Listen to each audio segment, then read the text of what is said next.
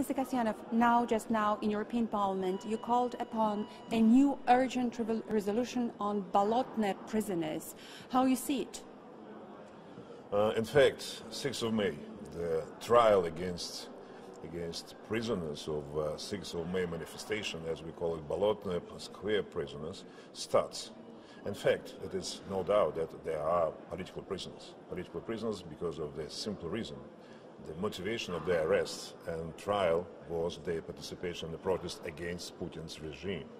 In fact, at that day, a year ago, 6th of May 2012, 100,000 people, Muscovites, appeared in the streets with the rally, protesting against inauguration for the third term of President Putin. And political motivation of this beating of people on the streets was simply just not to allow people to express their views of illegitimate elections, not free and fair elections, which took place in our country last year. The trial which starts, of course, needs political judgment, needs civil society evaluation.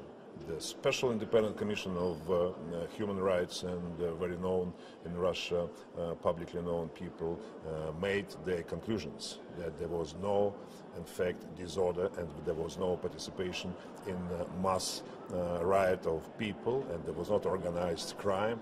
That was provocation of the authorities. And our obligation right now to make a solidarity, to express our solidarity with the prisoners of that manifestation. And I think adoption of urgent resolution this month, in June, by European Parliament would be a real civil society support, political judgment of those violations of human rights which are taking place in Russia with respect to this group of young people who today are in jail.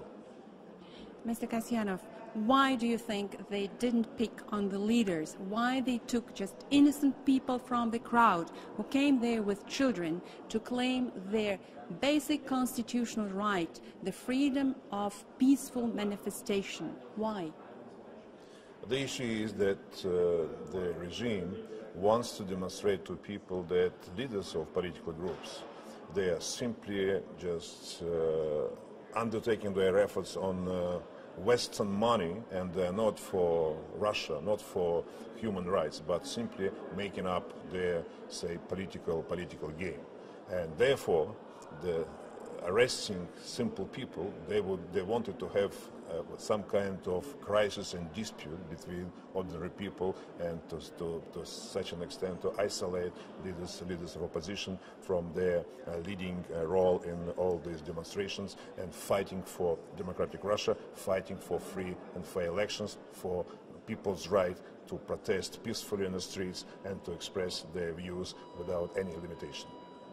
Mr. Kasyanov, European Parliament has no legislative power. It's just a political message. Do you think it's sufficient? Do you think it's enough? Do you think this political message will have influence on Russian authorities?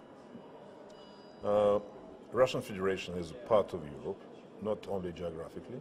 Russian Federation is a full-fledged member of the Council of Europe.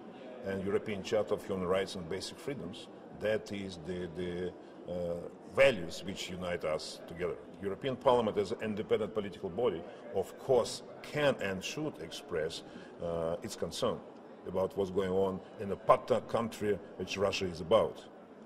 Despite the fact that authorities right now not implementing obligations, but Russia is considered to be a democratic country, part of Europe. But this temporary, I believe, regime, of course, violates everyday human rights. And we should not be indifferent to what is going on in my country.